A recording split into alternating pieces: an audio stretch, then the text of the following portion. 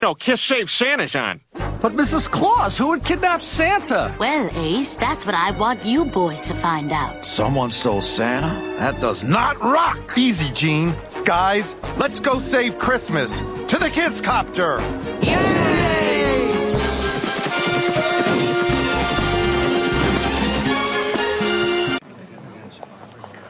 Oh, sweet. It's Kiss Save Santa. Hang on, Santa, we're coming. Hurry, boys. The eggs are hatching. What do we do? Wait a second. Everyone knows pterodactyls can't stand the screech of a guitar.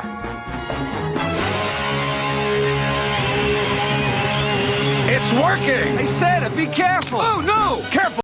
Hi, welcome to a new episode of Kiss and Tell Podcast. Merry Kissmas out there, everybody. Merry Kissmas. So it seems like we're only doing a holiday episodes lately. We did the Halloween special, we did Thanksgiving special, and now we're doing the Merry Kissmas special. Let's just call that rehearsal. We got a great panel for you today. We got Mike 100,000 watts up there. We got Glenn Aliano, Tommy the Taterbug Barnes, and our friends from Kiss Me the Podcast, Mr. Eli. What's up, man? Glad to be back. Thanks for having me back. Right on. Yeah, we're glad to have you. And Luke, good luck to you out there. Luke's about to have a baby. Well, actually, it's his wife that's going to have a baby. But Luke had his earlier. But, Luke's going to. Go ahead. Sorry. No, you're good. No, I was just going to say at the moment that we're recording this, at the moment, they're still in the hospital. Baby should be here anytime. Everything is going good from what I understand. So wishing the best and congrats. Congratulations. Awesome. Yeah. And Kiss and Tell Podcast sent the baby a present, and it's a Kiss onesie with the Rock and Roll Over album cover on it. Right. That's awesome, man. That's awesome. So I want to see a picture of that little guy in it. Absolutely. And I'll take a picture of me wearing it. And we got a new member of the panel. Say hello to Scott. Hello, Scott. What's up, Scott? Going on, guys? Man, it's awesome being here, man. I love it. So, Scott, you want to tell the people out there the YouTube channel you got? Yes, it's under Carolina Hard Rock Metalhead. I've been doing it off and on for about 2 years now. Just basically Kiss albums, concerts, collections, stuff like that. Basically, it's just been me. This is the first time that I've done a panel. And it's just cool, man, to meet you guys, meet Kiss fans from different parts of the country and world and stuff. I think it's awesome, man. Fantastic. Well, we're glad to have you here. And, you know, you guys, Eli knows this, Luke knows this. We got friends that do a Night Ranger podcast, Brent and Joshua and them, that they know that they can always come on and hang out with us. And we just try to have a relaxed environment, nothing too tense or, you know, too strict. Just let everybody hang out and be who they are. Sounds good, man. So today we are going to start off this Merry Kissmas podcast. And the first question that we're going to talk about is, you get to give one member of Kiss, current, past, whatever, a present. Who's the member you're going to give a present to, and what is your present going to be? So I'm going to start up there with Mike, 100,000 watts. Who are you going to give a present to, Mike, and what's it going to be? People, I'm going to give a present to Paul Stanley. All right! What I'm going to get him is a shock collar, so he can't sneak in Nate's bedroom no more early in the morning. Oh, man. You just... Gene's going to have the controller because they stopped that. All right. So that's a shock collar for Mr. Stanley. All right. We're going to go down to Glenn. Glenn, what you got, man? First of all, I've heard a lot of rumors as Mike was alluding to. You know what I mean? That's some crazy stuff, man. But anyway, I would love to give something to Paul where, you know, it's a Zeppelin oriented type thing, maybe like a bootleg or something that he would be impressed by, because he seems to be a true Zeppelin fan, you know what I mean? And I think that band, maybe more so than anybody else, really had a big impact on him. So that, something like that, man. All right, so a bootleg copy of a Led Zeppelin album or a concert or something to give to... more like a concert kind of thing, maybe that like a fan filmed kind of thing that he would be really excited about, because he saw them when he was a young person, and maybe it would, you know, bring back some memories, that kind of thing. All right, good. So let's go over to Taterbug. One member.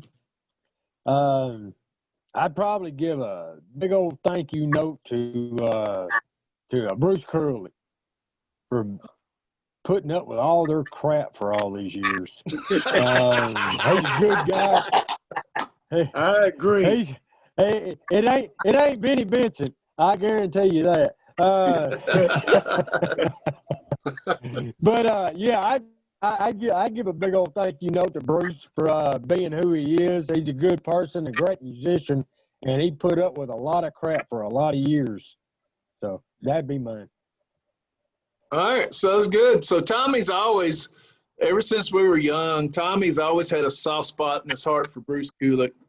And I remember, you know, us going to, you know, revenge concerts and Hot and Shade concerts, and Tommy would and Tommy would be like, man, you know, Bruce is such a good guy. They treat him like dirt, and they don't ever give him credit. And so Tommy's always had they kept him in the shadows for years. I mean, it was basically sit back there, play the guitar. During your solos, I'm gonna dance in front of you.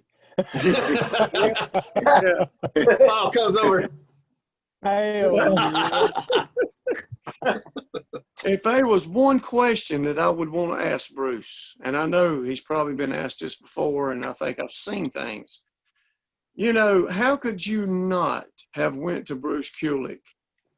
But when when Ace and them left for the second time or whatever, you know, all that stuff that happened, why would he not have been offered that spot with the makeup? It's many years. Here's my theory on that, and I could be totally wrong. Eli, you can jump in. I think they knew that Bruce would decline it. If they'd said, hey, we want you to dress up like Ace and yada, yada. I think Bruce had too much integrity, and Bruce would have said, no, man, that's not for me. And I think they knew that, and I think that's why they went with Tommy, because Tommy had been in a tribute band before and all that kind of stuff. So I think it's just because they knew Bruce would have looked at him sideways and like, no, man, I ain't doing that. Hey, Chris, also, I would add that Tommy Thayer was sort of an unknown to most people. You know what I mean? So it kind of fit the mystique more so. Whereas Bruce was really a very prominent member for, what, almost 10 years, whatever it was. You know what I mean? So it'd be kind of almost silly in a way to now portray Bruce as Ace. You know what I mean? Where Tommy, real musicians and real, you know, people into music, whatever, kind of knew who Tommy was, but the vast majority of the world didn't really know who Tommy was. You know what I mean? So he could kind of like play that mystique. And they didn't know. They didn't know Black and Blue, you know. Being Ace, you know? Yeah. So what do you think? The real question is he taught Ace all those licks for the reunion tour.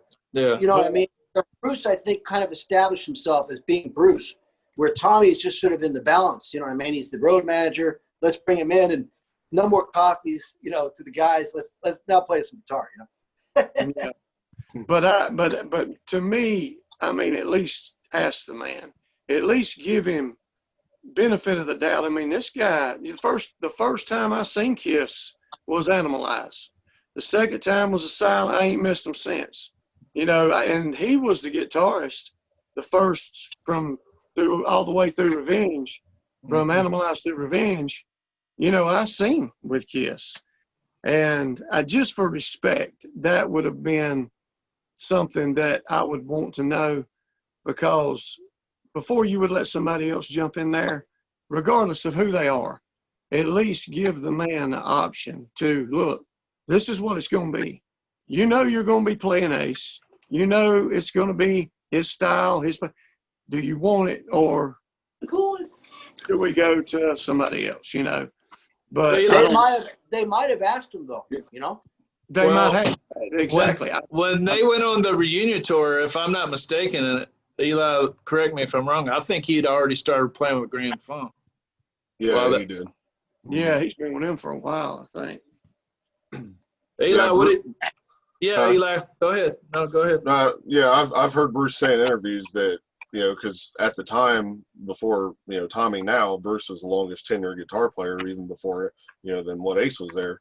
So Bruce's kind of identity in Kiss was all those non-makeup years. So he kind of, somebody touched it earlier, that he kind of thought it would be pointless to suddenly put makeup on when his whole identity in the band was basically the non-makeup.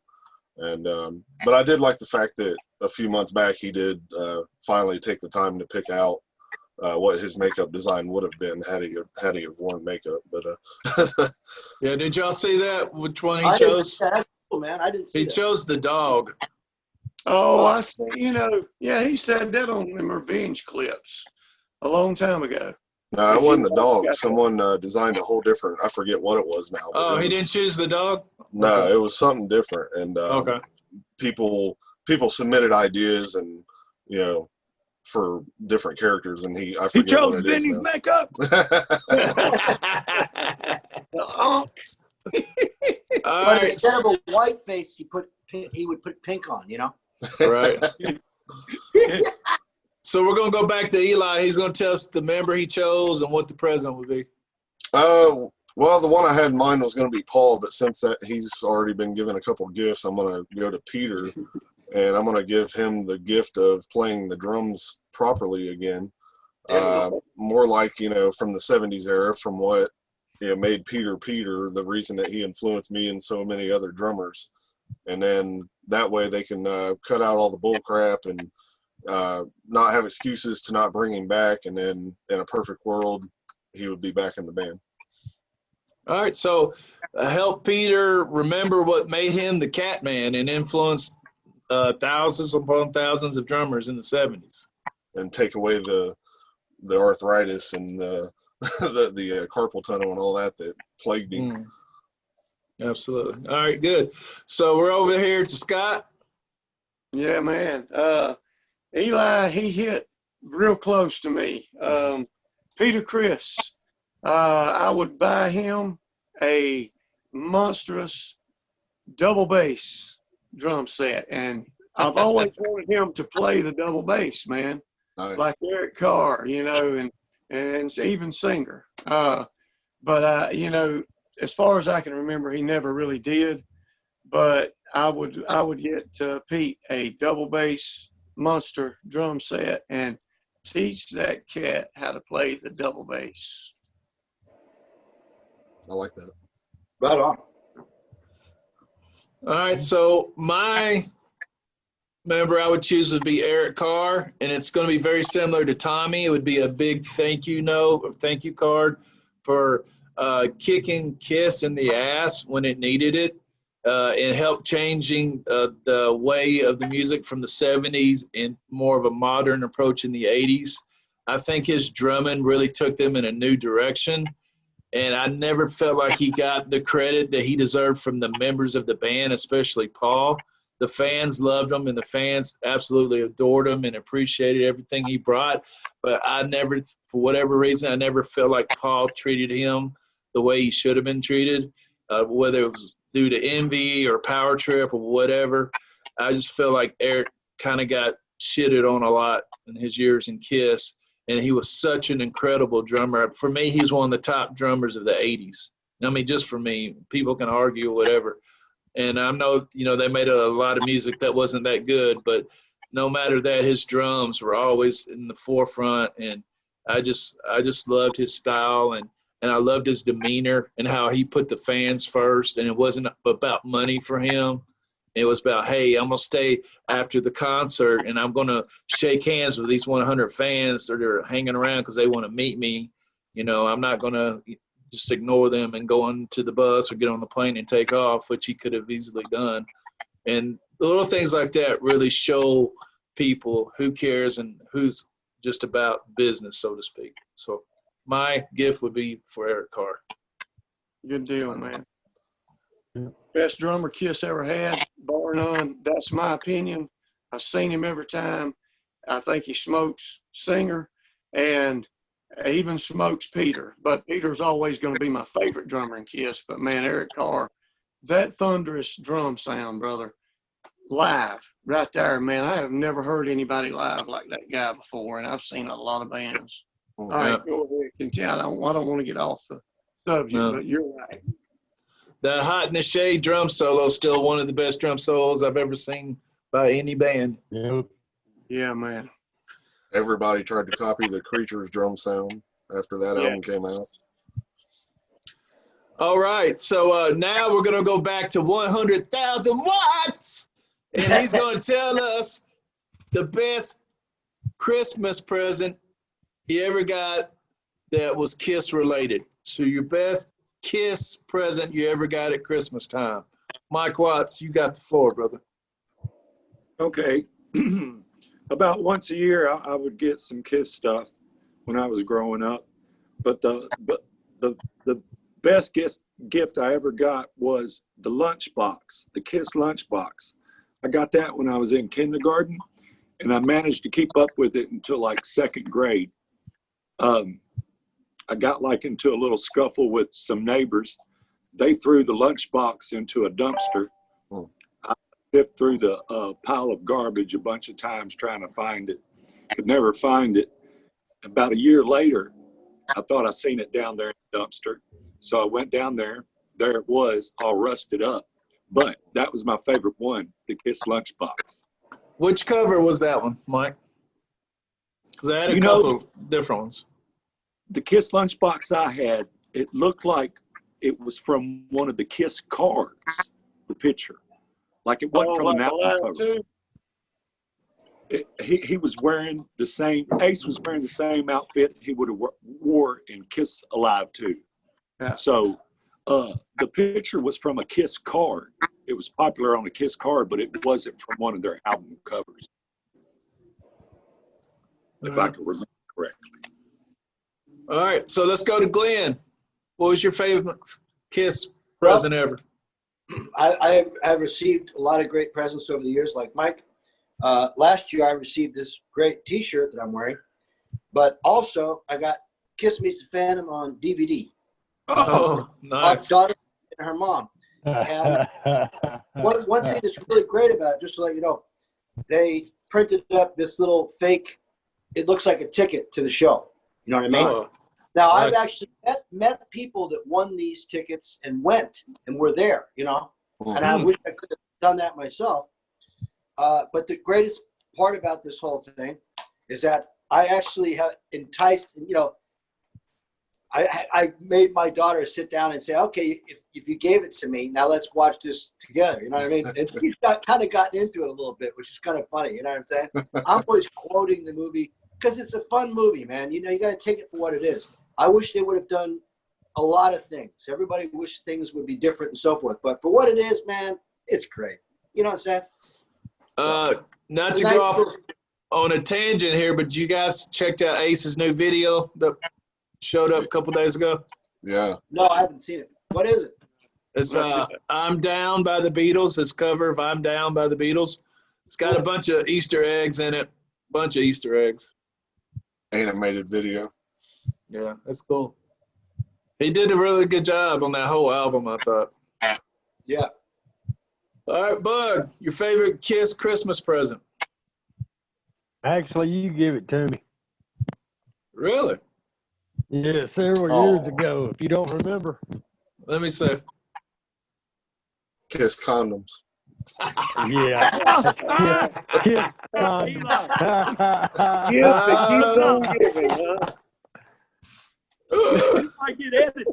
What is it, Tommy? I don't see it. What is it? You can't say that? No, man, I'm blind. What is that? Hold it. It's Pick it up. Pick it up. Hold it to the camera. Well, hell, everything's gonna fall. Oh, what is that? Like one of those pewter? It's just a statue. It's a Gene Simmons statue. Yeah. That's what he's got, I think. Oh yeah, Yep, that's it. Yeah, that's it. That's right. Yeah, there you go. There you go. Yeah. Oh wow. Yeah. All right, that's cool. Yeah, but that's my favorite Kiss Christmas present. Right Cool, on. man. All right, we're going down to Eli. Mine's pretty simple. It was just a couple of the CDs to complete the discography.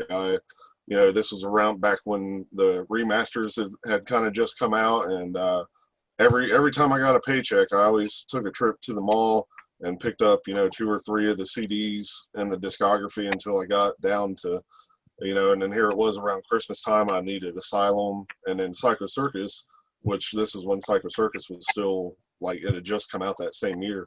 So I held off on getting that and ended up getting those.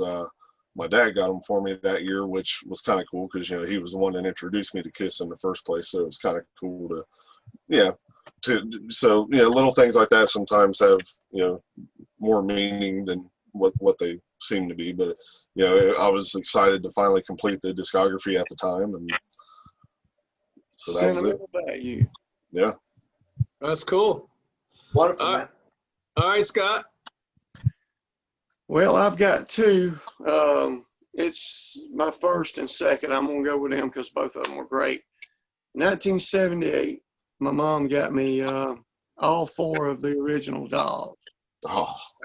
That was amazing. Yeah, I had them, and God only knows where they're at. But I'm in the process right now. One of my friends has them and a bunch of albums, and I'm going to buy them from him. So I'm reclaiming them. But number 2, I was about 15, and my sister got me a ticket to see, because they came right about a day or 2 after Christmas to Charlotte, the Coliseum.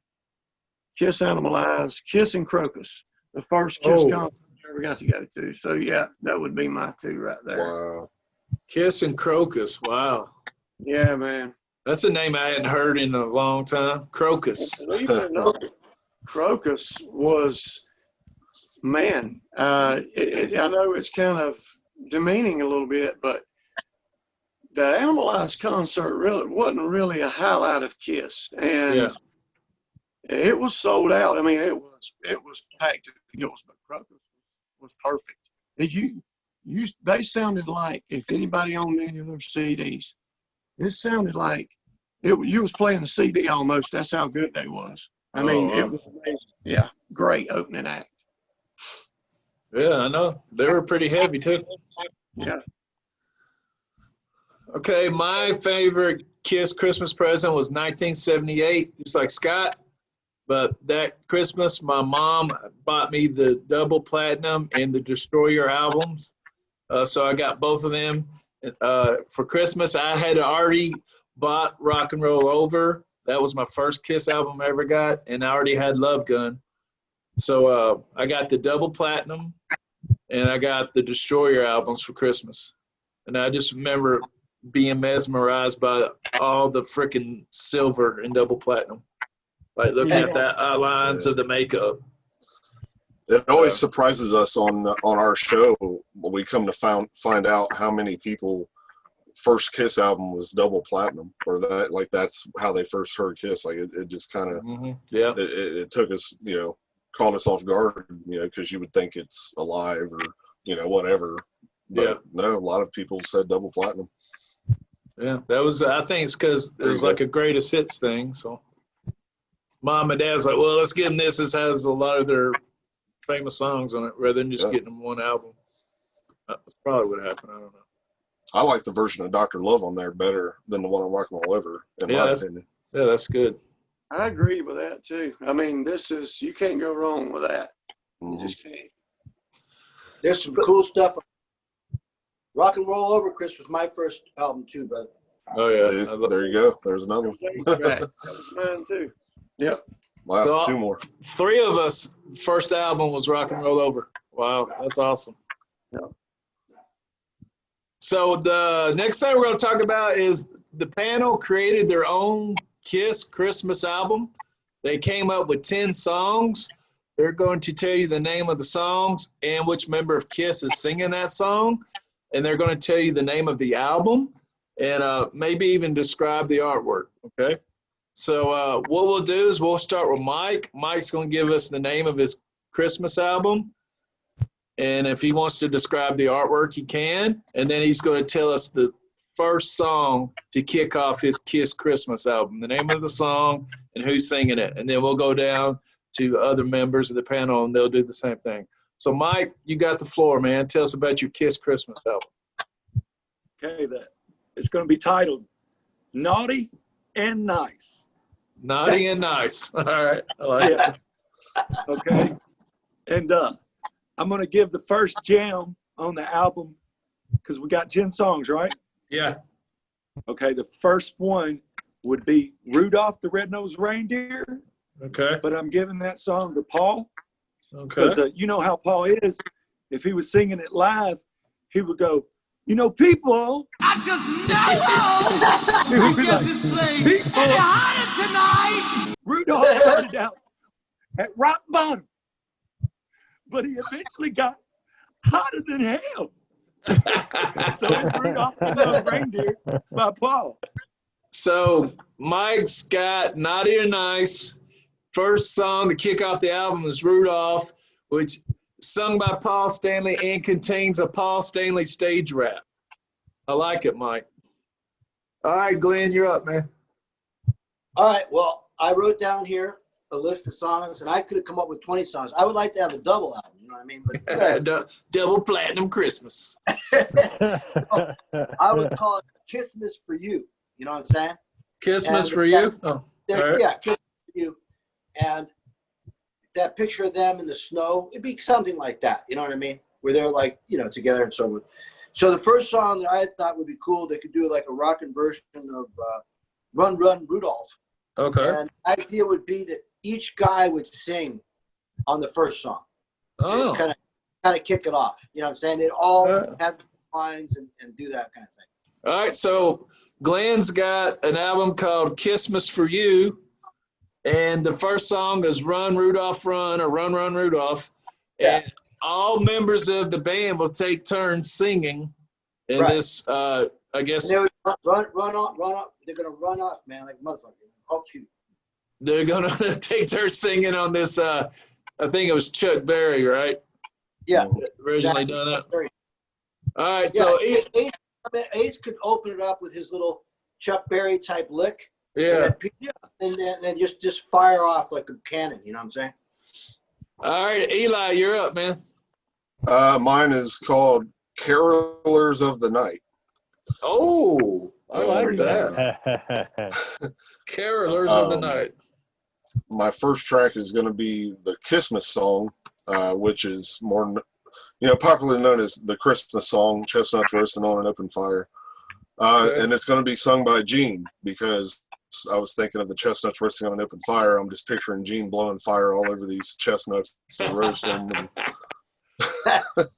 All right, so we got Chestnuts Roasting on an Open Fire, sung by Gene. Carolers of the Night. I gotta hand it to you, Eli. That was pretty brilliant. That was A+ work there, brother. All right, Bug, you're up. All right. Mine's going to be Christmas, Kiss This. Oh. And I thought about having them all kind of around the tree, but have like Paul behind the tree with his head sticking up at the very top, like a star. Oh, well, his eyes faces the star of the tree? Yeah. That's cool. That's cool. And what you leading the album off with, man? Leading the album off with Little Drummer Boy, Eric Carr. Little Drummer Boy, Eric Carr. So Tommy, his album's called Kiss This. And he leads it off with Eric Carr singing Little Drummer Boy. Good job. We're over to Scott. All right. My album's going to be called Kiss Christmas, and it's going to be, I can't even see my own writing. That's how bad it is. Rocking the Holidays. All right. And we got a little cover here that I was able to conjure up, if I can. Oh, cool. Nice. Yeah. We got stockings of each member. Oh, that's cool. I tried to draw their little emblems in there. Yeah, that's good, man. With their signature colors. And, the first song, track 1, Jingle Bells, Paul. Boy. So we got Kiss, Christmas, Rocking the Holidays, Jingle Bells by Paul Stanley. We're jingling all the way. Yeah. All right. All right. So for me, my album is called Kissmas, Christmas. The cover is all of them up on the top of the roof, but Gene's body's almost all the way down inside the chimney, and only thing you can see is his demon boots outside of the chimney, and they're trying to push him down into the chimney. All right. So my first song to start the album is "Rocking Around the Christmas Tree," sung by Mr. Ace Frehley. That's how I start off the album. Right on. All right. So now we're over to Mike. Your second song, Mike, on your album called, what was the name of your album? Naughty and Nice. There it is. I didn't write that down. Naughty and Nice. All right. Go ahead, Mike. Your second song. Well, I don't believe I discussed the artwork on mine. Go ahead. I would have them dressed up like Dress to Kill, exactly, but just with Santa Claus hats on, and maybe a Christmas tree to the left of them, and like the sleigh to the right of them with some deer on it. Okay. And that would be my album cover. But I'm gonna keep my music going with Paul at the first of the album. I'm gonna give Paul Feliz Navidad on the second song. Spanish song. You think Paul can handle that? Yes, sir. I was talking to somebody backstage before, and they said, "Mira, yo hablo español."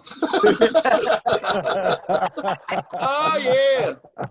Yeah. Oh yeah. All right, Glenn, what's your second song, man? Okay, let's see here. Glenn's album is Kissmas for You. Okay, go ahead, Glenn. Yeah, I wanted it to be a real commercial record. You know what I mean? Like upbeat, rock and roll. But in regards to this song, I thought it'd be so funny, man, and cool if Paul was to sing Sleigh Ride. You know what I'm saying? Yeah.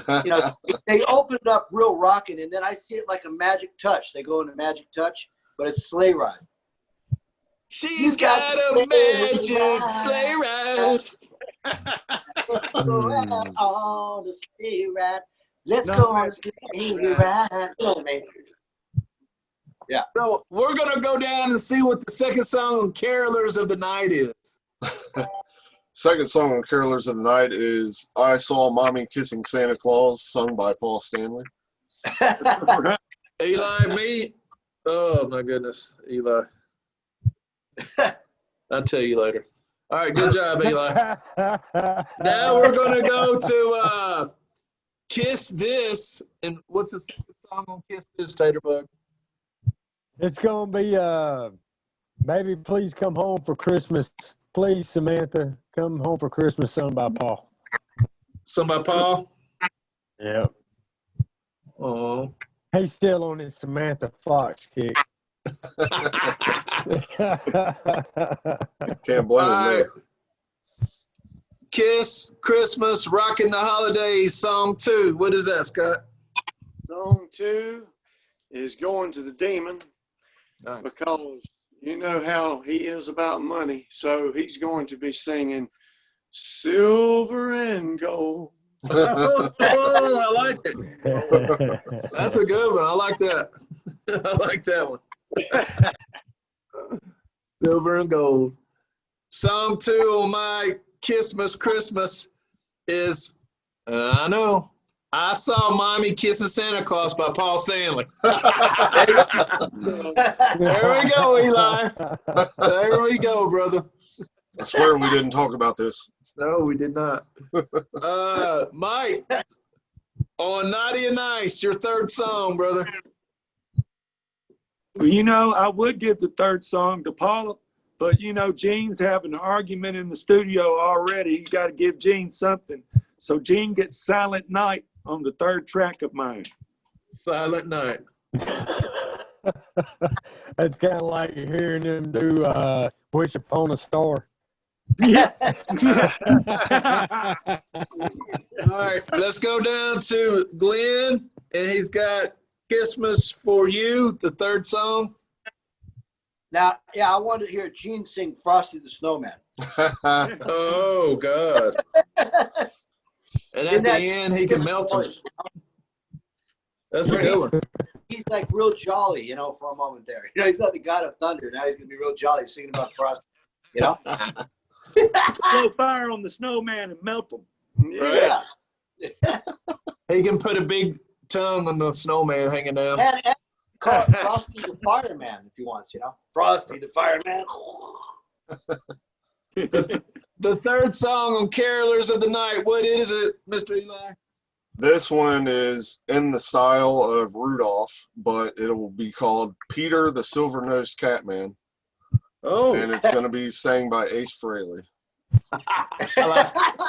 Just a fun, joking, typical Ace type of song. Nice. That is good. That's real good. Sure. Peter the Silver-Nosed Catman. I like it. That's good. Kiss this, Tater Bug. What's your third song?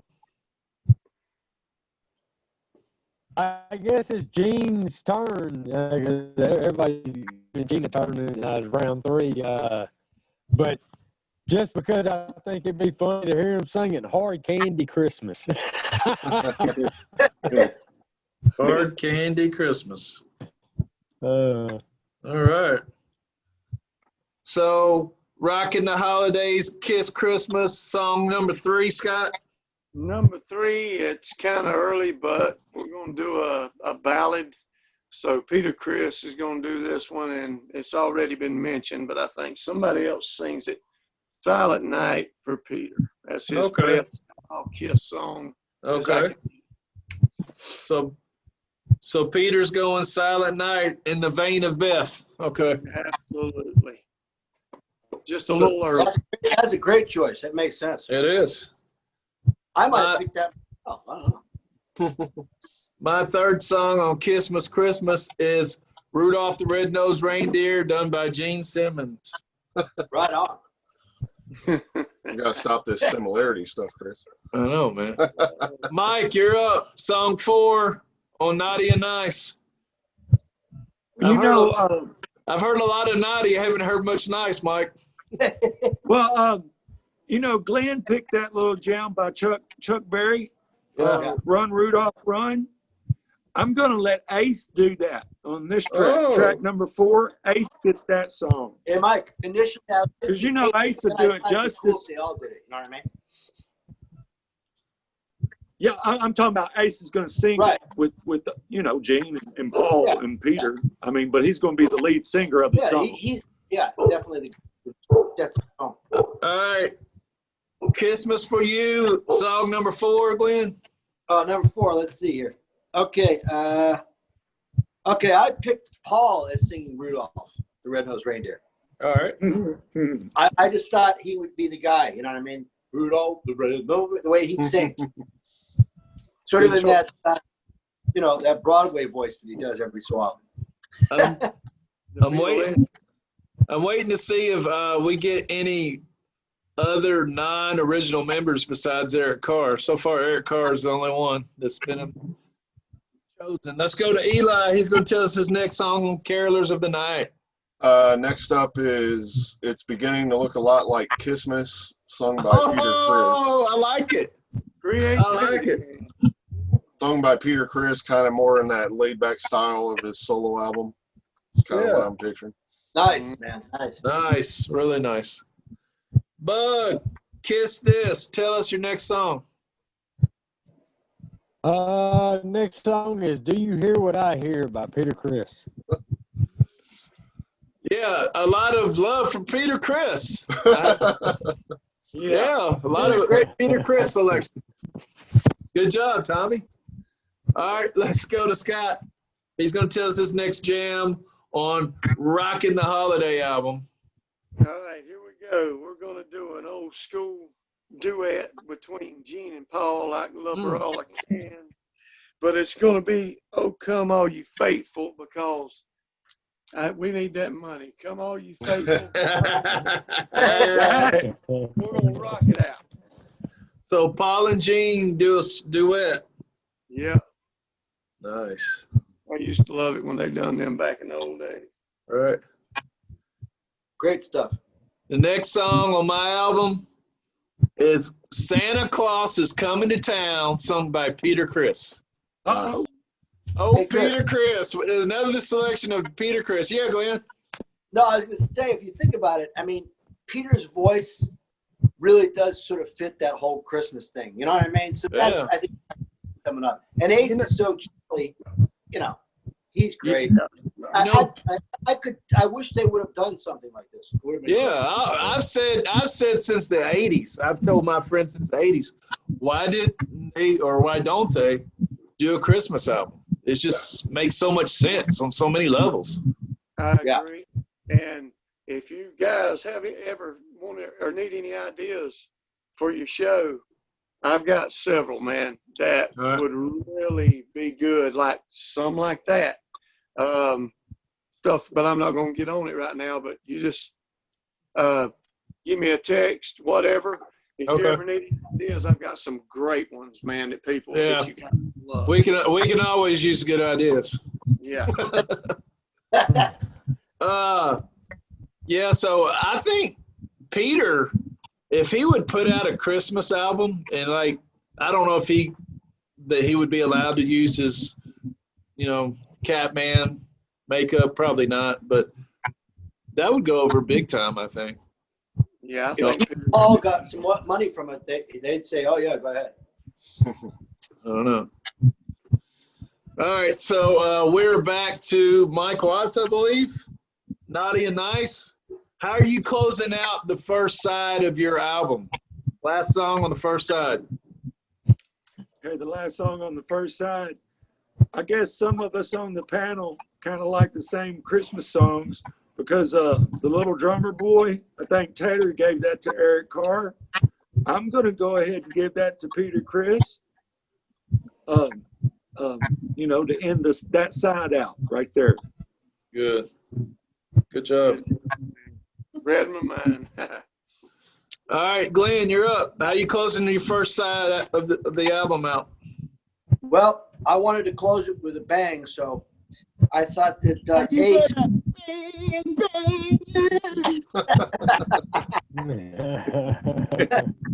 I thought that Ace would close out the first side with "Rocking Around the Christmas Tree." You know what I mean? Total guitar thing, man. Like killing it. That's a good one. Yeah, like a big bang closer. A big rocking closer song. Yeah. Oh man. Good job. Good job. Yeah. Carolers of the Night. How you closing out the first side? We got "Baby It's Cold Outside." This is going to be a duet. This is a duet between Gene Simmons and Doc McGee. Oh, yeah. That's great. You're killing me, guys. You're killing me. Oh my goodness, man. And Cher do it. Good one. I thought about that, but then I was like, let's just have Doc do it. Oh my goodness. Oh, I would have had Gene and Vinny. I thought about that too. Good Lord. Gene and Vinny. I wanted to keep the album good. You mean you don't want a 24-minute guitar solo over a Christmas song? All right, Tommy, you're up, brother.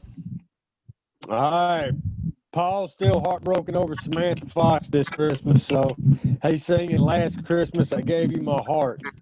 Oh. Dang. Tommy's going a little George Michael on us, man. All right. Oh yeah. Oh yeah. I was talking to George Michael backstage before. All right, Scott, how you closing out your album first side? Well, I'm gonna close out mine with Ace too, man. Except he's gonna be singing Jingle Bell Rock. Throw a little Ace guitarish to it in the middle there, and close out side one with Ace rocking that. All right, good job. So I'm gonna close out my first side with the old Burl Ives classic, Holly Jolly Christmas. Have a holly jolly Christmas. And that's going to be sung by the Demon, Gene Simmons. Yeah, I can. All right, so now we are going to open up side two. How are we going to lead off side two, Mike Watts? I'm going to let Paul lead it out with Jingle Bells. Jingle bells. All right. Okay, Glenn, how you starting off side two, man? Okay, one thing that I forgot to mention that no one has mentioned yet, the first side of the record would be produced by Eddie Kramer. Oh, would be produced by. I should have went for producer. That's a rookie mistake on me. Yeah. So the first side would be very straight ahead rock and roll for the most part, just very kind of basic. Now the second side is a lot more involved in terms of the production and so forth, and produced by Mr. Bob Ezra. Okay. All right. So we'll open up the second side with Happy Xmas, the John Lennon song sung by Paul Stanley. And it's going to have a big choir and a big production and all the orchestra and the whole thing. You know what I mean? Like big time, So that's why I look at it. Eddie produced the first side. Bob produces the second side. Now, we never had that. That would be Hey, Christmas is a time of sharing, Glenn, so they have to share the album. Yeah. Eddie gets side one. It would be a fun thing. Bob gets side two. Yep. Bob gets to close it. Happy Christmas, War is Over, John Lennon. Exactly. Paul Stanley. He's the guy to sing that one. Yeah. All right, we're at Carolers of the Night. How are you starting off your side two? Side two is going to start with Ace Frehley singing Grandma Got Run Over by a Rain. Oh, that's good. I like that. Grandma. Yeah, he could pull that one off too. Definitely. That's a good one. Bug, you're up, man. How you starting off your second side? All right, Mike, this is for you. Got Vinnie Vincent singing Jingle Bell Rock. Vinnie Vincent. That's what's up. Long live Vinnie. Vinnie Vincent. So the two non-originals so far is Eric Carr and Vinnie, and then you could put in Doc McGee in there too. All right, so Scott, how you kicking off side two, man?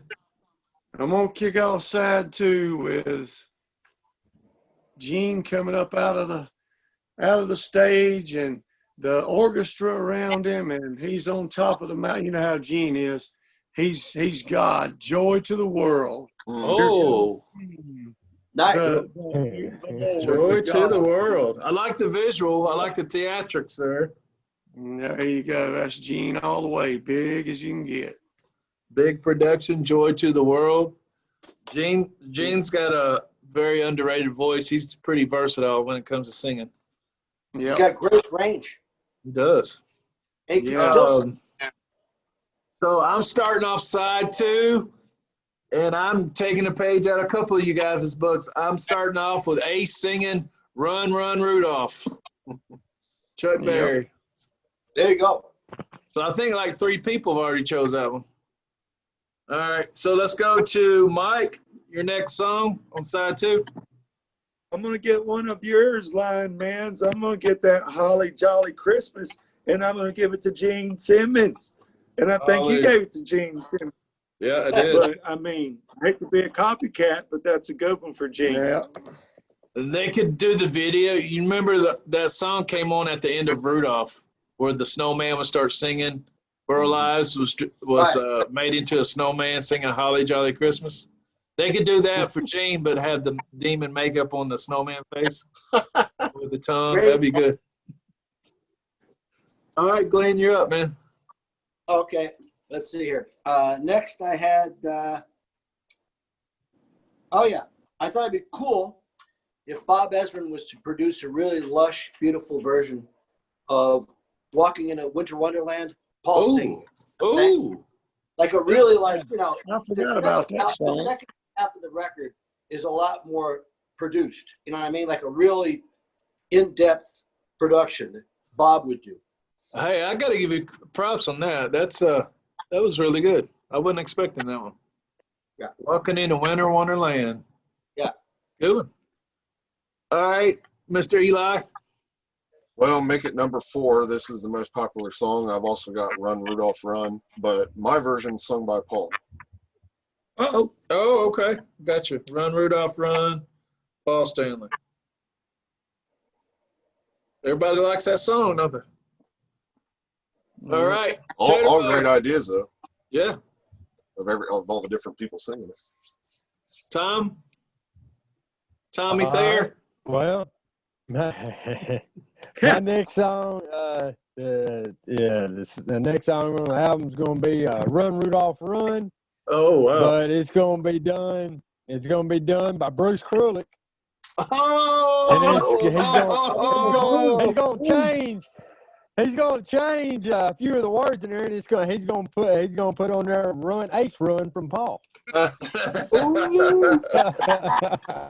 So Tommy's spreading the love around to Vinny and Bruce and Eric. I like it, Tommy. I like that. Good job, Tater Bug. All right, Scott, what's next on your album, man? We're going with The Little Drummer Boy. All right. That one already. Peter Criss. Right on. Good Just job. basic, nothing special, just him singing the song, and it's got Drummer Boy in it, and that fitted him to a T. Okay, my next song on the album is "Last Christmas." It's sung by Paul Stanley. Right on. So that's the second time somebody's got that. I can see that, man. Way to play that off earlier. I think Tater chose it first. Yeah, you was giving him grief about it. Right. I will admit, I am a huge George Michael fan. I love his stuff with Wham. I love his solo stuff. Huge George Michael fan. I just love his voice, man. Oh, shit. The guy was magical, dude. He had an amazing voice. Now we're going over to Mike, 100,000 watts. And you're on your third song, second side? Well, I can't really remember. I think somebody picked this. Santa Claus is Coming to Town. Yeah, I did it with Peter Criss. Oh, okay. But I was going to go ahead and give that to Paul. Okay. Santa Claus Coming to Town. You know, a lot of times when I was buying albums in the 70s, you know, you'd have Paul ruling the album pretty much. Gene pop here and there. You know, Ace didn't show up until Love Gun, you know, which shocked me. So I'm giving most of them to Paul, I know.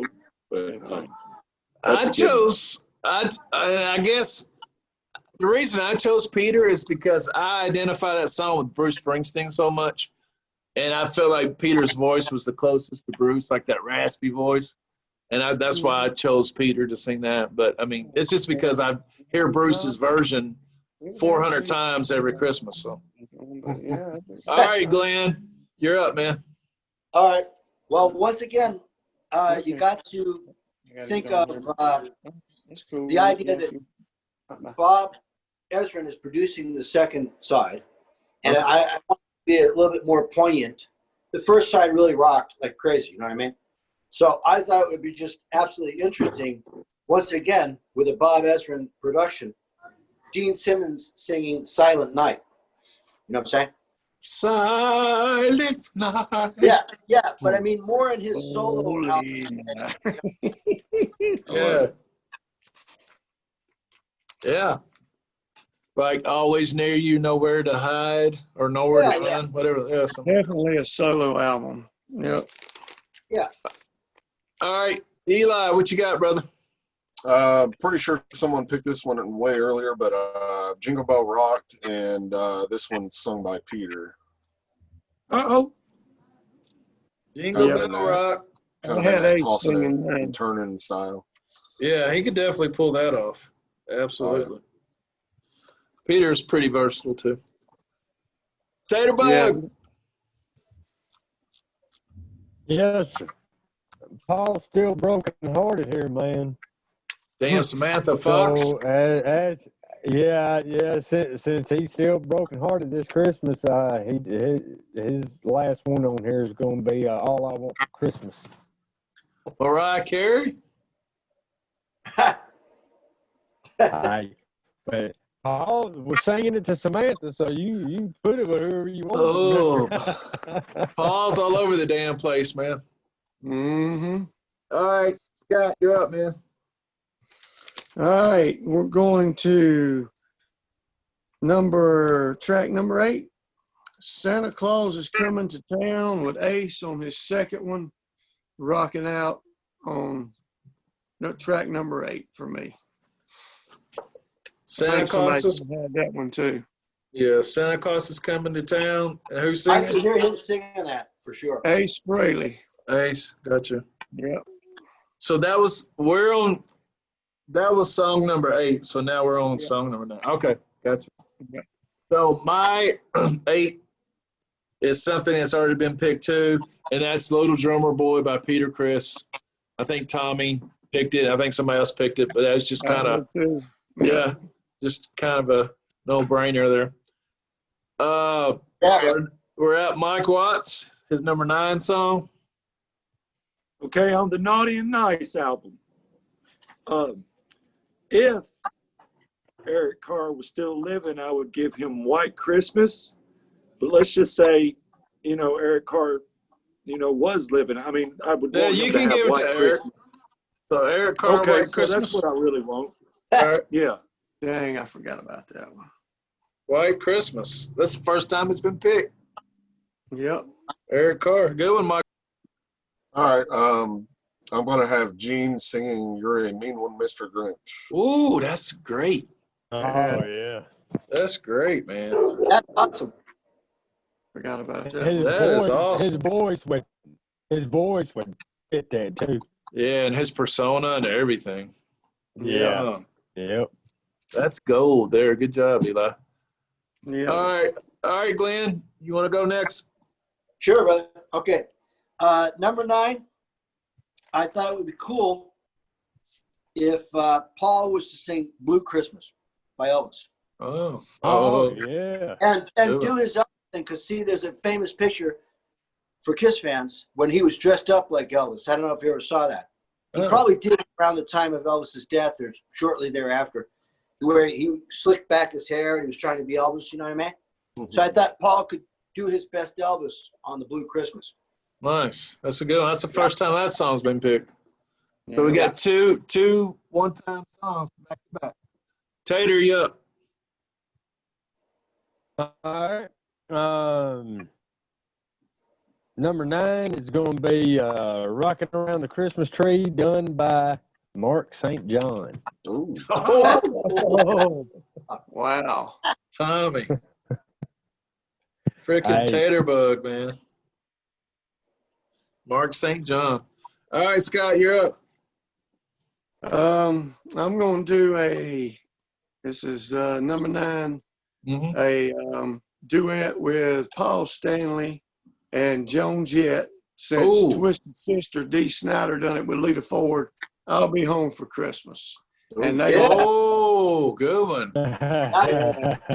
Yeah, man. That was a real good one. I was shocked. Nice job there, Scott. I like that one. Yeah. All right, my number 9 song is Happy Christmas, War is Over by Paul Stanley. And That was Glenn picked that one earlier, right? That's right. All right. I think the Bob Ezrin production, the album's second album, side starts, and it starts with that song, man. Very somber.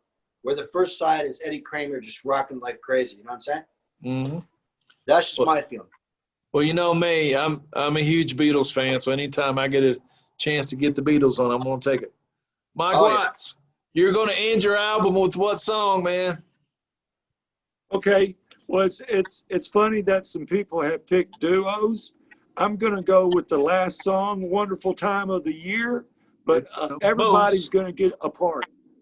Everybody's going to get a part. Like Ace is going to sing a little bit of it. Gene's going to sing a little bit of it. Peter's going to sing a little bit of it. And Paul's going to sing a little bit of it for the grand finale on there.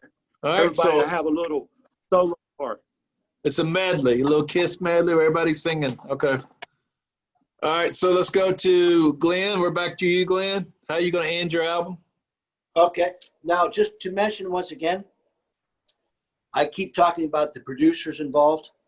And I'm sort of baffled that Bob Ezrin wasn't chosen to produce Gene Simmons' record, because they seem to hit it off completely. And you would think Gene would go, I want my album to be the greatest. I'm going to bring in Bob. You know what I mean? So I just think the best way to close out the album is to have it, once again, being on sort of a somber kind of mode, and very much in the vein of Gene's solo record, that Bob would produce "I'll Be Home for Christmas," sung by Gene Simmons. Nice. Yeah. That's the second time that song's been chosen. Good job. All right, we're at Eli. How you going to end your album, Eli? I got the 12 Days of Kissmas, and I like it. Vibing there with Watts. I'm going to end it with all four members singing on it. That's great. Just another, kind of in the vein of Don't Touch My Ascot, just a fun, them taking turns. Another solid choice by Eli. Good job, Eli. Thanks. Bug, how you going to end your album, man? I don't know what the name of that song is. I tried to find it, but I can't think. You know where it's harmonic sounding, You talking about pentatonics? Where they're singing a cappella. What it is. Right. Yeah, that would be that with all 8 members. Oh, nice. So no instruments. It's all a cappella. They're all playing off each other. Yeah, all of them. Yeah. I'm going to end my album with Silver Bells, and nice. All 4 of them's going to take a turn, even have a duet when they go, silver bells, silver bells. One's going to be Gene and Paul, and one's going to be Ace and Peter. Hear them ring. Hear them ring. Oh, so they're going to be playing off each other. Yeah. Oh, yeah. That's good. And I'm ending the album the way I got a song a couple people already picked, but I'm ending it with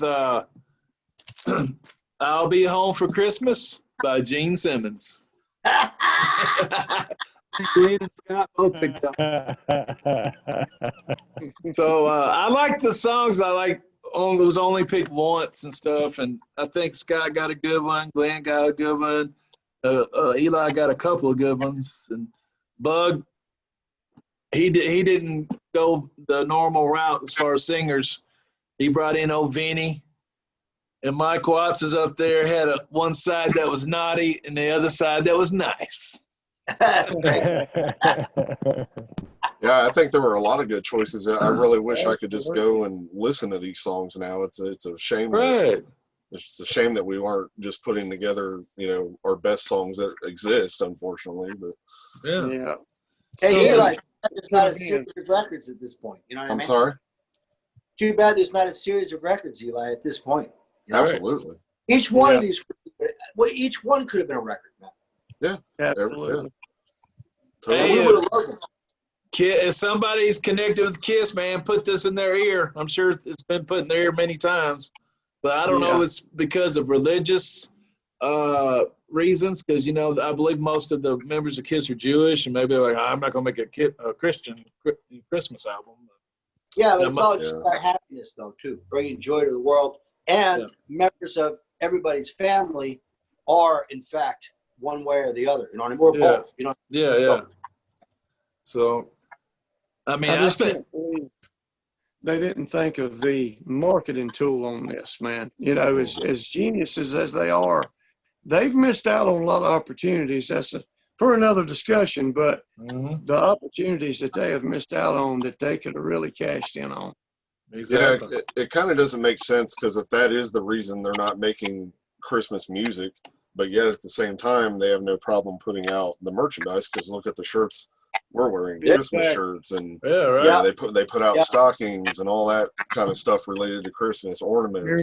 Here's my tie. Look at there. See, there you go. I even wear it to church when I go. It's been a long time.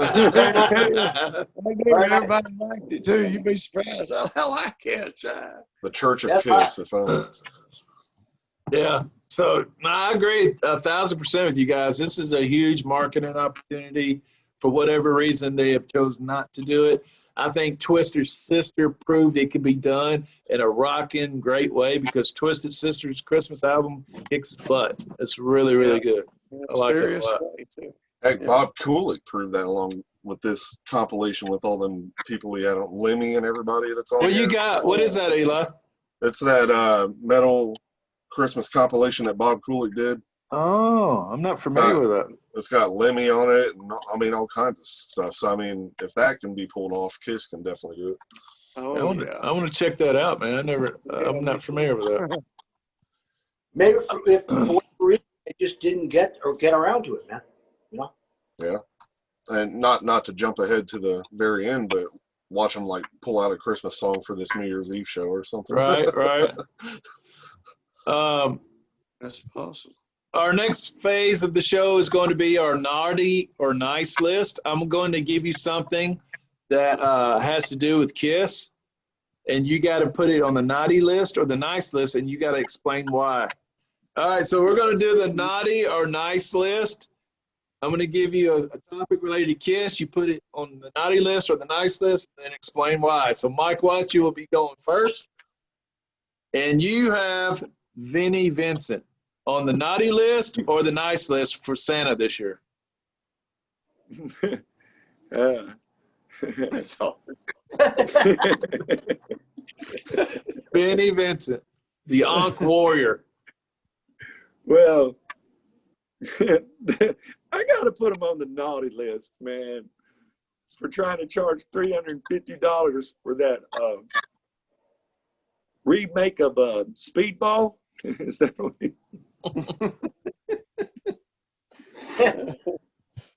What's wrong with $350 for a CD, Mike? That's a little ridiculous, don't you think? So he's on the naughty list. Now, how long do you have to wait before that CD gets to your house? 8 weeks. 8 weeks. Yeah. He's hoping you die so he don't have to send it to you. So Mike, 100,000 watts, did something nobody thought he would ever do. He put his boy Vinnie Vincent on the naughty list for charging $350 for a CD that will take 8 to 10 weeks to get to your house. Mike, you're going to get kicked out of He's under the naughty. He's worse than naughty. You're going to get kicked out of Vinnie's fan club. You better watch yourself. Enoch's going to get me. All right, Tommy Barnes. Naughty list or nice list? You got Tommy Thayer. You put him on the naughty list or the nice list for Santa Claus this year?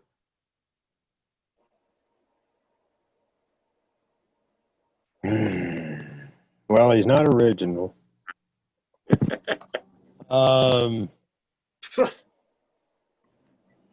But there's no telling how much crap he had to put up with Gene and Paul. So, I put him on the nice list. Oh, Tommy Thayer is getting presents from Santa this year. Tommy put him on the nice list for all the crap he's got to endure from Paul and Gene. Yeah, yeah. How bad of a guy could he be with a name like that? You know, Tommy and Tommy. All right, so we got Vinny on the naughty list. We got Tommy Thayer on the nice list. And now we're going to Glenn. Glenn, you have the album, the Kiss album, Hot in the Shade.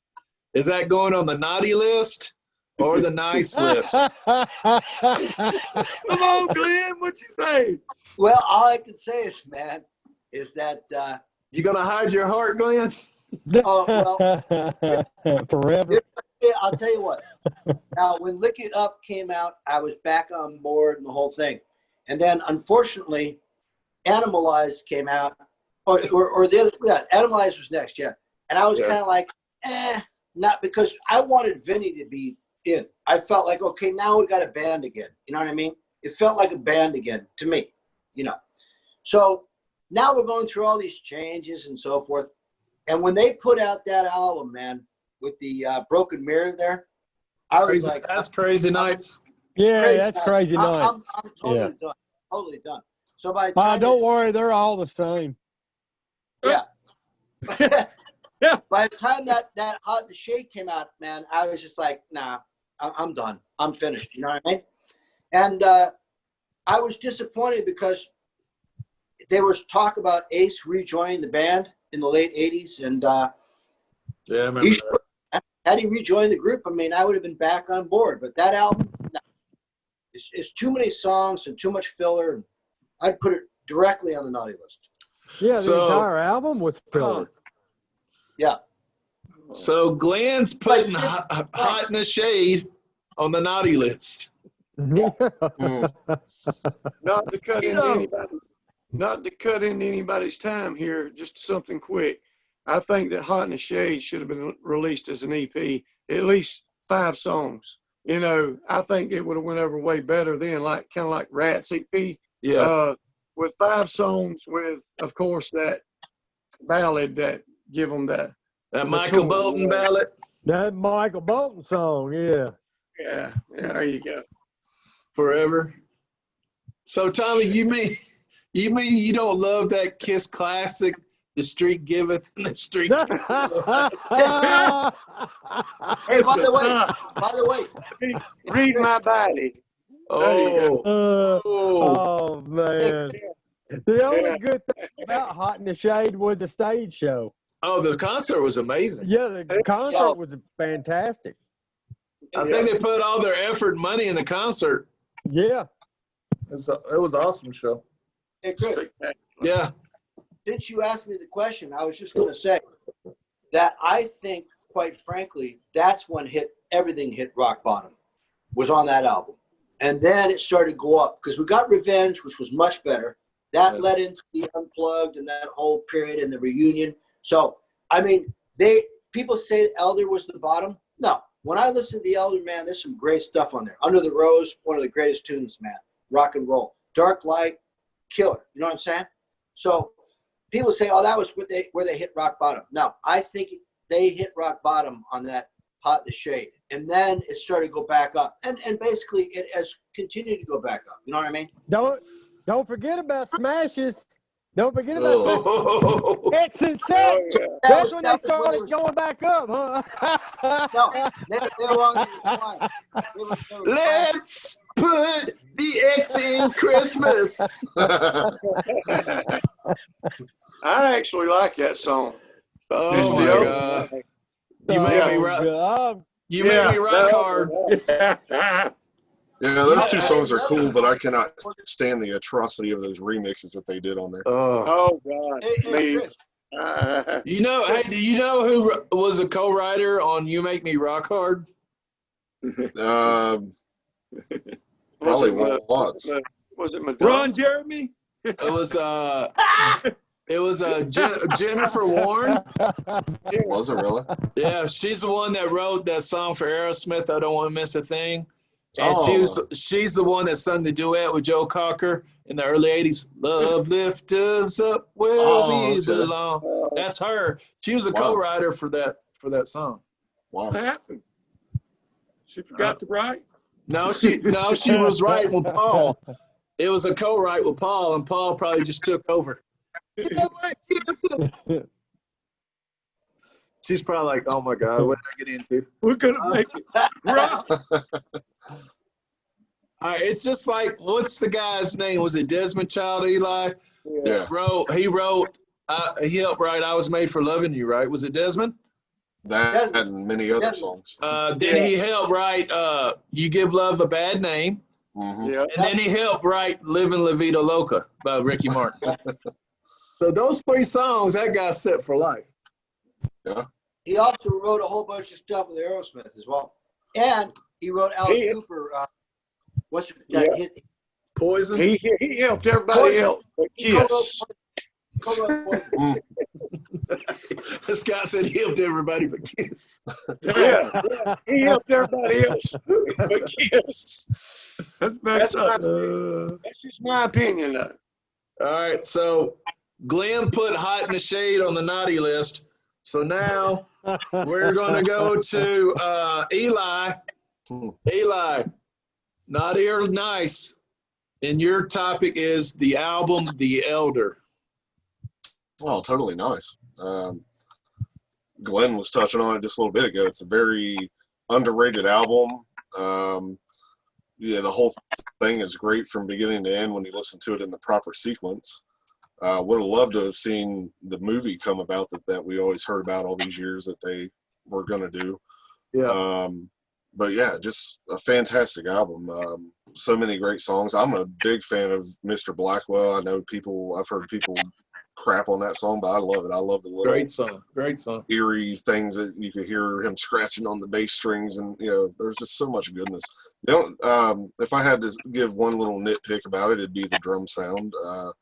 They could have made Eric's drums sound a lot better. They're almost a little buried in the mix, especially the kick drums. And I wish they would have given him a little more of a spotlight on there. But yeah, totally on the nice list.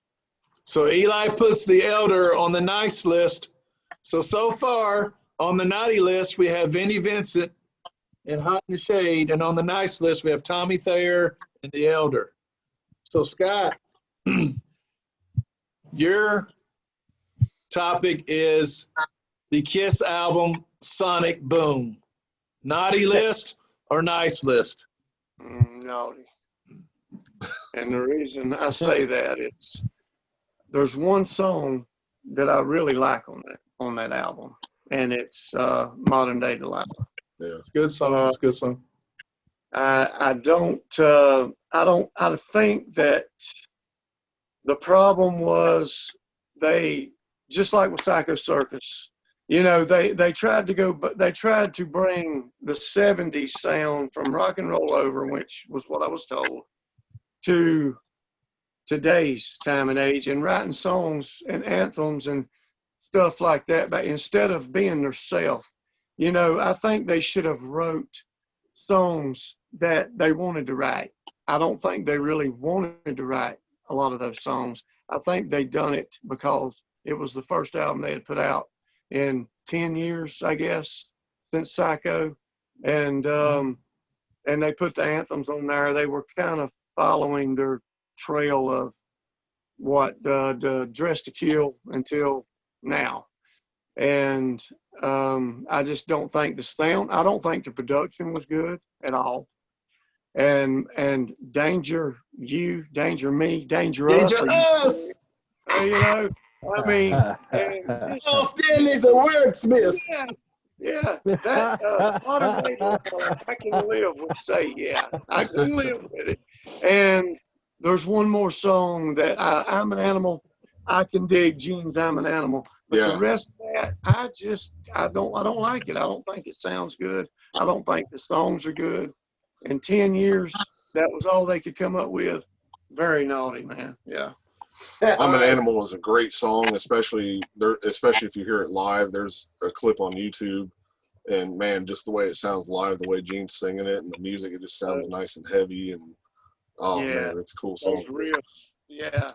I like Modern Day Delilah, and I like I'm an Animal. That was about it. But I didn't care for Paul going bam, bam, bam. Yeah, I know. done that in this last show. And he can't hardly speak. More on sing, Hey, Tommy. Thank God for battery track. So, recap of our naughty list. So far on our naughty list, we got Vinnie Vincent, we got Hide in the Shade, and we got Sonic Boom. On the nice list, we got Tommy Thayer, and we got The Elder. So my topic is the movie Kiss Meets the Phantom. Oh, dude. Oh. This is tough because I'm kind of on the fence either way, but I'm going to have to put it on the naughty list. All right, see you later. Because I remember being a kid and looking in the newspaper and TV Guide like weeks before it was to show on TV and bugging everybody. Oh, I can't wait to watch this Kiss show. And at first I thought they were going to show it in the movie theater, and I was begging my mom, you got to take me to the theater to see the new Kiss movie.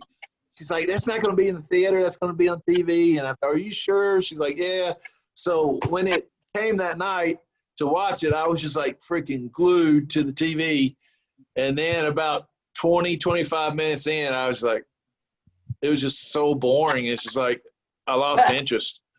And it waited too long to get to the meat and potatoes, to show Kiss. And how long does the movie go on before you actually see them on screen? Like 30, 35 minutes or something? It's a while, man. It's a while. Yeah, I mean, it does take some time. But opposite of you, I was sitting in front of the TV, and I was just waiting for them too, like you. But I loved it. I mean, back then, a lot of people today, the kids today, the younger generations, they don't really understand what it was like back then. And it's kind of hard to explain it unless you lived it. You couldn't just go anywhere and see what you loved then. You had to get the albums, the magazines. Every now and again, you might catch a glimpse of them on TV or something, 2020 or something like that. But I was just amazed just to see them. That was just me, though. It's like that movie Detroit Rock City. I mean, they're on screen less time than they are on Kiss Meets the Phantom, and you got to literally wait till the end of the movie to even see them, and they're barely on screen for 5 minutes. But Detroit Rock City is funny as hell.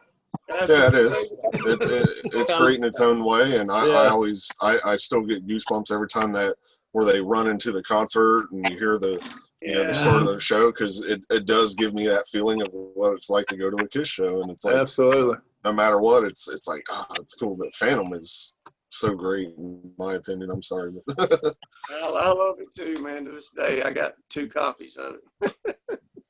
Have you guys seen the German trailer for the movie? Oh, look it up on YouTube. It's hilarious because the overdubs they do on like Gene's voice and stuff.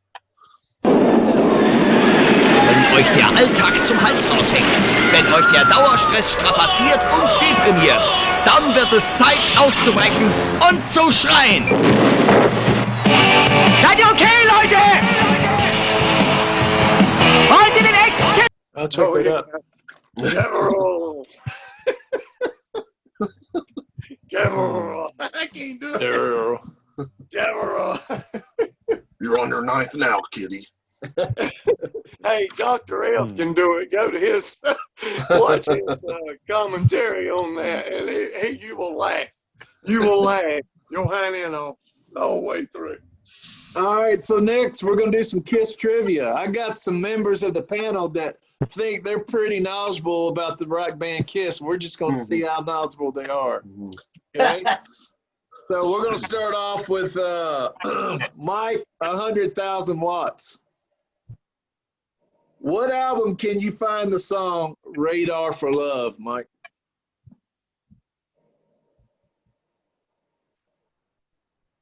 I don't know.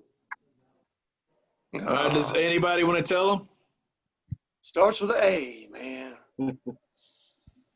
Asylum? Yeah, it's Asylum. Good job, man. Oh. Good job, Scott. Well, at least you didn't say Animalize. You could have said Animalize. Or Ace Frehley. just can't remember. Taterbug, Tommy Barnes, you're up. What album? What album can you find the song Mainline? Yeah. Mainline. Unmasked. You want to tell them what it is, Eli? Hotter Than Hell, track number 8.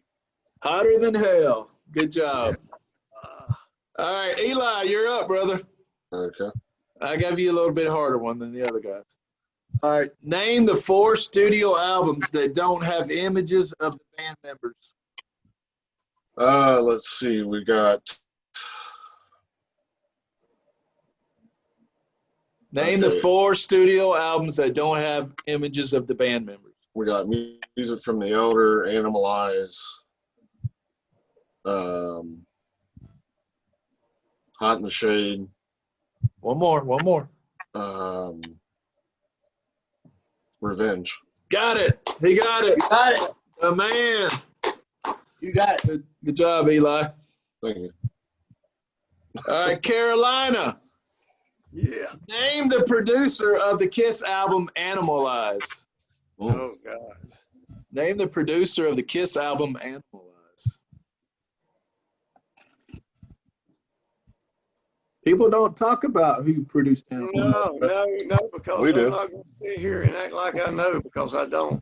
I know and seen it before, but off the top of my head, there's no way I could sit here and tell you unless it was one of the members of the band. Glenn, you got your hand up? Paul Stanley. Oh, That's gee. right. It was Paul Stanley. It was Paul. Oh, Gene was it? Gene was making movies. Gene was coming in with, okay. All right. Okay. All right. Now we're going to Glenn. Yes, sir. What album charted higher, Asylum or Creatures of the Night? What album charted higher, Asylum or Creatures of the Night? I would say Asylum.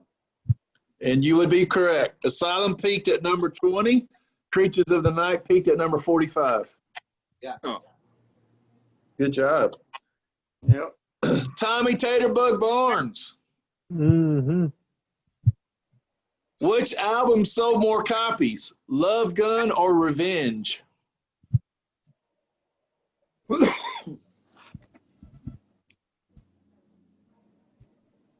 I'm gonna go Revenge. Okay, so Revenge is credited as being gold, which is 500,000, and Love Gun is credited as being platinum, which is 1 million. So Love Gun would be the correct answer, even though I think both albums have sold way more than that. Yeah. All right, Eli. Uh-oh, Eli. This is a toughie, man. Eli's like, you son of a bitch. All right. Eli, what was the first ever Kiss album to reach the top 5 in the Billboard album charts? Oh, Lord. Tough one, man. I would have never got it. Reach top 5. Gotta be Lick It Up. The correct answer is Love Gun. Ah, okay. Oh, Love Gun. I would have said like Destroyer or something. that's what I'd have said. Yeah, That's I what would not have got that. We are at Tommy Taterbug Barnes. In the 90s, Kiss released the album Unplugged. What is the first song on the album? What did they lead the album off with? My favorite song on the album. War Machine. You want to tell them, Scott? Coming Home. Coming Home. Coming home. Best version of that song. Yeah, absolutely. Absolutely. Hey, people might think I'm blasphemous, but Unplugged is my favorite Kiss album of the 90s, even more than Revenge. Me too. Really? I'm kind of odd. I'm not a big on acoustic. I love that album. I do like the album a lot, but I'm not big on acoustic albums or whatever. There's songs I wish they would have done on there that they didn't, but they were still good. We're at Glenn. Glenn, what Kiss song was recorded by Bonnie Tyler? Well, that's great. Total Eclipse of the Heart, Bonnie Tyler. Yeah, I would say Hide Your Heart. It is. You got it right. Hide Your Heart. There you go. Good job, Glenn. Now we're at Carolina. All right. It is rumored that this member of the band secretly leaked recordings of the album Carnival of Souls without permission of the record company. What band member am I talking about? It is said, it is rumored that this member of the band secretly leaked recordings of the album Carnival of Souls without the permission of the record label. What member am I talking about? A member of the band, right? Yes. That would be Gene. Now, the rumor, and this has not been verified, but the rumor is Bruce Kulick. Okay, I was going to say Bruce, but I thought Gene would be the only one crazy enough to try to do something like that, but I didn't know. But that's the rumor. I don't think that's ever been proven one way or the other. But have you heard anything about that, Eli? I believe he was under the impression that they weren't going to do anything with it since the reunion happened. So he figured, well, I would like this stuff to be heard one way or another. And then, of course, they turn around and put it out after all. But yeah, and that's where he sings his first lead vocal. I Walk Alone. Yeah, I like that song. Yeah, some people. I do too. my co-host doesn't really care for that, but I like the song. 100,000 watts. What member of Kiss used to be in a band called Lips? Hey. Who? What do you say? Tell him, Eli. Peter. Peter Criss. Peter Criss. All right, and Eli. Yo. Another tough one, but I think you might I think you might get this one. Who is the only guest musician to ever play on stage with Kiss in the history of the band? So a guest musician from another band. They've only had one play live on stage with them. Who is that member? There's actually been two, Joe Perry and Phil Collins. Okay, so yeah, I got Joe Perry. I didn't know about Phil Collins. But is that when they would tour? And then technically a third. 5-10 years when they toured. Yeah. Okay. And then there was technically a third one on this last tour when they were in Japan. They had a drummer play on stage with them for Rock and Roll All Night. The guy that did the Black Diamond thing on Kiss My Ass. It was that guy. Okay. He played drums with them. So. All right. So the one I was looking for is Joe Perry, and you got it. I didn't know that Phil Collins had got on stage. Yeah, he was wearing Paul's boots. Okay. So cool. Good job, Eli. Good job, Eli. I always thought that Brett Michaels had done it, but I think Paul Stanley had went on stage with him. Yeah. Yeah. Texas Jam concert. He went on stage with Poison, and they recorded "I Won't Forget You" video on Paul's stage one. Yeah. Yep. All right. So our next thing we're going to do is called "Would You Rather." So I'm going to give you an option, and you have to choose one of the options. Okay. So would you rather? Tommy Barnes, you're up first. Would you rather see Kiss with Tommy Thayer as lead guitarist, or become a vegan for 1 week? You can't eat meat for a week, or you can go see Kiss in concert with Tommy Thayer. Yeah, I'd go see him with Tommy Thayer.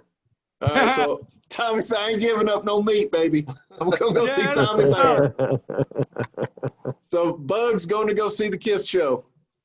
Mike Watts, would you rather listen to the 2020 version of Paul Stanley live in concert, or get explosive diarrhea for 2 days?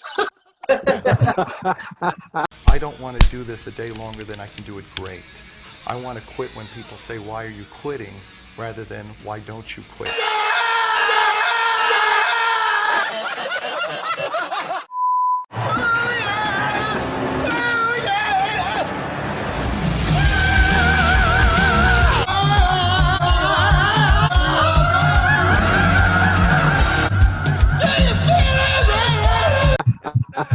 And we're talking no backing tracks, no helping. It's just him there with the mic. He has nobody to bail him out. Man. Isn't it the same thing, Chris? Could be. Explosive Go Diary. ahead and listen to Paul 2020. Have any of you went and seen them with Paula in this condition? Has anybody been? Oh yeah, yeah. The last time I seen them was 2012. Motley Crue opened up for them. Okay, I was at that one too. Okay, but it is painful. I mean, well, now it's not because he's was got those pretty backing decent tracks. 2012. yeah, it's much better, believe it or not. Yeah. I think they put the backing tracks in for this last tour, and I don't think it's that bad now. Yeah, I go ahead and listen to Paul on that one. All right, now we're at Eli. Eli, this is tough, man. Listen up. Would you rather listen to Miley Cyrus cover Beth or Kiss cover the Miley Cyrus song Party in the USA? I'd rather hear. I would rather hear Miley Cyrus cover Beth. Believe it or not, some of the covers that she's done recently of older rock songs are not that bad, in my opinion. You know, I've kind of gained a little bit of respect for her. Believe it or not, she's kind of taken more of that rock edge, and it kind of reminds me of the '80s. And you know, mentioning Joan Jett earlier, she's a big influence. You know, heavily influenced by her. She has her on her new album, from what I understand. Okay. So yeah, I would much rather hear Miley sing Beth, even though I'm not a fan of Miley's speaking voice. She sounds like a 45-year-old smoker. Right. But I would rather hear that than Kiss cover Party in the USA. And just to add on to that, I would rather listen to Samurai Son than hear Kiss do Party in the USA. That's tough, man. That's tough. I don't know about that. All right, thank you, Eli. Now we're going to go over to Glenn. Glenn, would you rather listen to Bruce Springsteen sing while dropping a deuce in the bathroom, or listen to Eric Singer sing Beth while pretending to play piano? I would go with Eric because I can't stand Bruce Springsteen. And funny enough, a friend of mine who's an engineer at a studio in Hollywood said that Bruce would show up every day with a different car, and he'd take a deuce in the bathroom, and they'd all like leave the studio and say, "Okay, you just dropped another deuce." You know what I'm saying? So, I'm not a Bruce Springsteen. He's the poor man's Bob Dylan. Thank you. You can quote me. All right. So we're gonna quote Glenn. He's gonna listen to Eric Singer sing Beth and pretend to play piano. It's less painful. Rather than listen to the boss drop a deuce. Right. I guess he'd be singing Glory Days. Glory Days. Oh, I'm on fire. Oh, that's a good one, Tater Bug. Oh, okay. Carolina.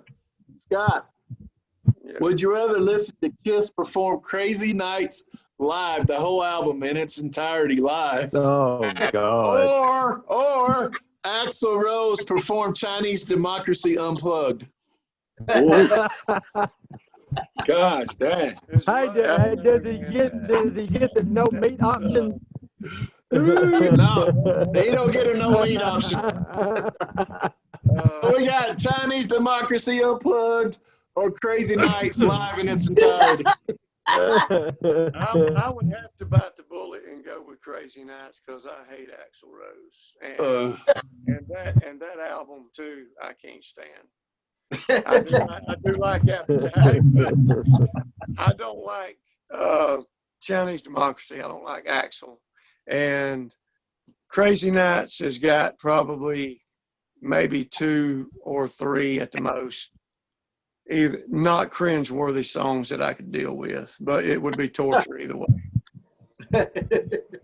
All right, so yeah, Scott's getting ready for his Crazy Nights with Kiss live in concert. Oh man! So now I want to know if any of you guys have plans on buying Kiss 2020 Goodbye.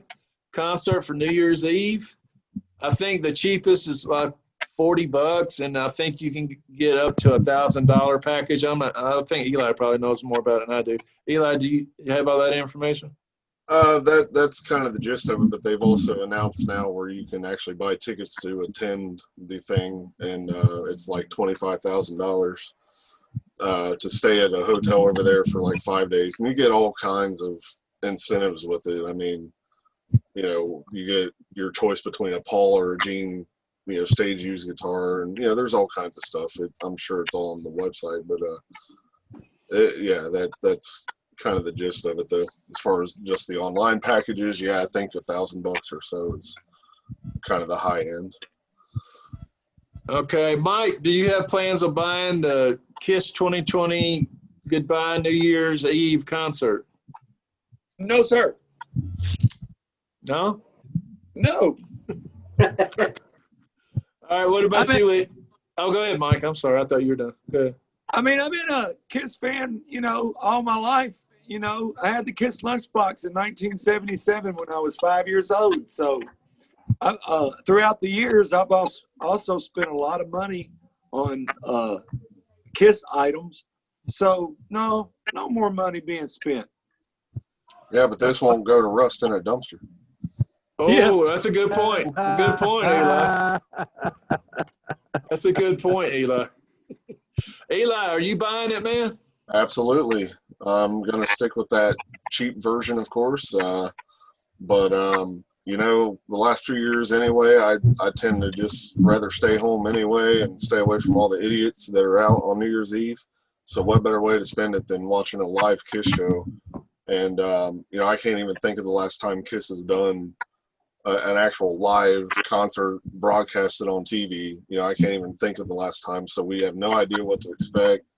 Yeah, they're building it up. You know, there's supposed to be 50-plus cameras with multiple angles and over $1 million of pyro.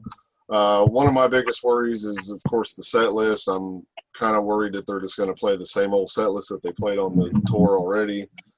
But I am hoping that they pull, you know, some deep cuts out and, you know, treat it like the cruise, because we didn't have a cruise this year, and they always like to say that only the so-called diehards know all the deep cuts. Well, treat this as all the diehards are going to be the ones ordering this thing and pull out some deep cuts. But I'm going to enjoy it one way or another, and I'm definitely looking forward to it. Very well said, Eli. What about you, Glenn? I would say, quite frankly, first and foremost, I heard Gene Simmons on the radio promoting a week or two ago, and he said that the best is yet to come, that they're going to be going to Alaska, and he said that they're going to blow up more stuff than you can imagine. He said it's just going to be out of control because there's nothing around but snow, you know what I mean? And they've never done a concert there. So as far as I'm concerned, no Ace, no Peter.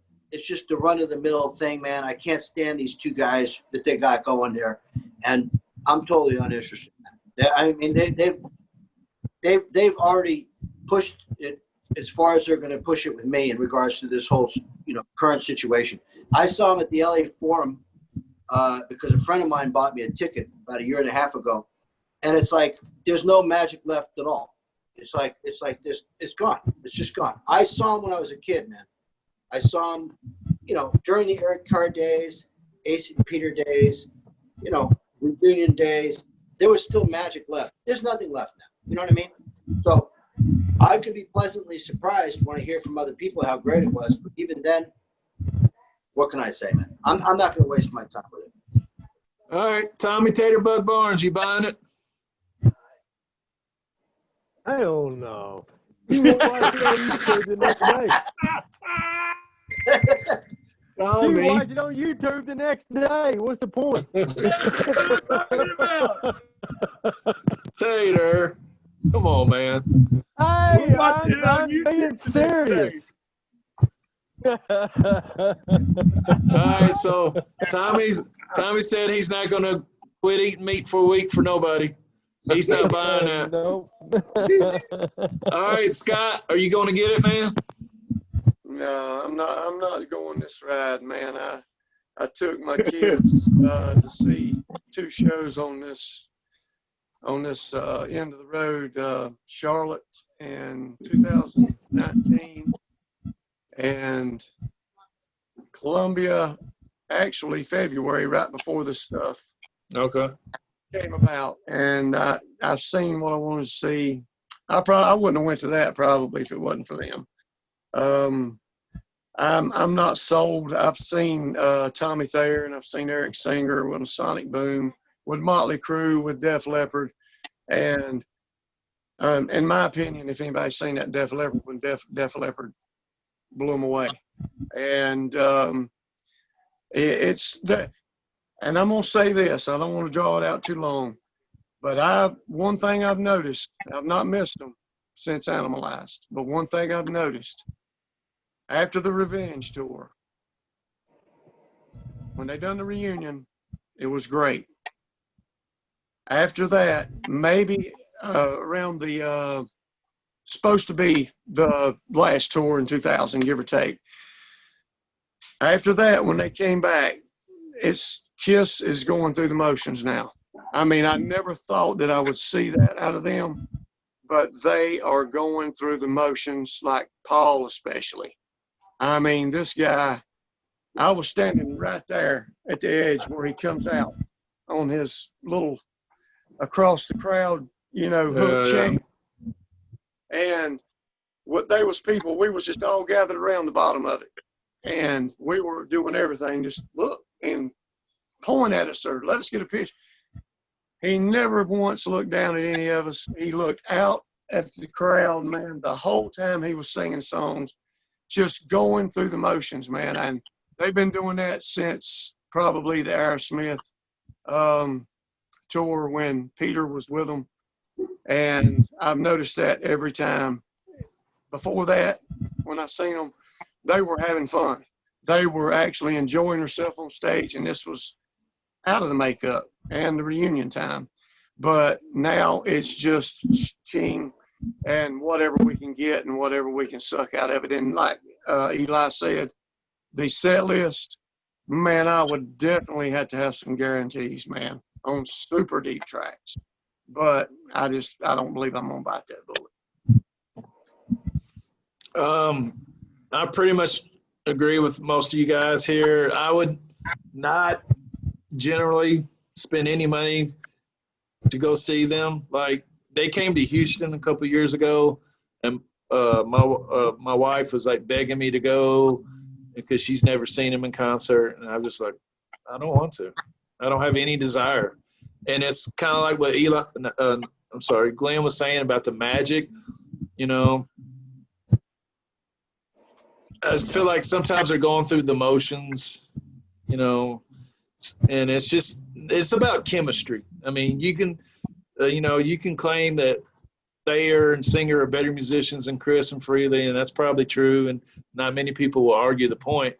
But there's also a thing called chemistry and, impulsiveness, and rock and roll is not supposed to be perfect, and it's supposed to have its glitches and, its frailty, and it all comes back together at the end to make this one, memorable moment, so to speak.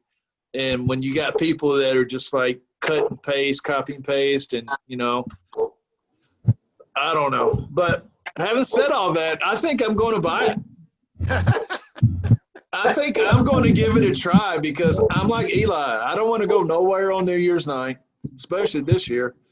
And if nothing else, it's going to be a spectacle to watch because of all the pyro, the money they're putting in pyro.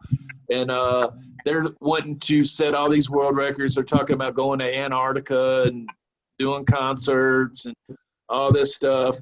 And, I do like the stage design. I like how they start the concert. They come down on those little platform things that then they turn into like mirrors or something. I think that's really cool. The show is spectacular.